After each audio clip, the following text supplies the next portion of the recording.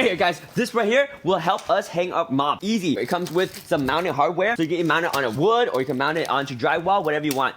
This one has 5 mops and 4 hooks. You see these wheels right here allows you to clip on things very easy. You have place to mount the screw right here, and right here. So the screws will hold on very tight. This is places for the hooks. I can hang stuff right here. With the 4 screws, it's gonna hold on very tight. I love the wheels right here. You have a mop, so you just push on, you just push in, and it locks it in. How cool is that? Then you take it out, very easy. Put it at any level, quick and easy. So this is a very nice addition to any wall. Easy to put things on, and there's a stop right here. When you push in, it holds it, and it holds it very solid. Look, it's shaking it, and it's not falling down. That's how good it is. And when you want to take it out, it's very easy. Just push right here, and it comes down out. This is the 4 hook, 5 mop attachment. Very cool. Let's install this so that you can hook your mops and all your accessories. You can hang them super easy with the hooks and the hangers. It's awesome, guys. There we go, guys. The 5 mops and 4 hooks right here. Oh, yeah.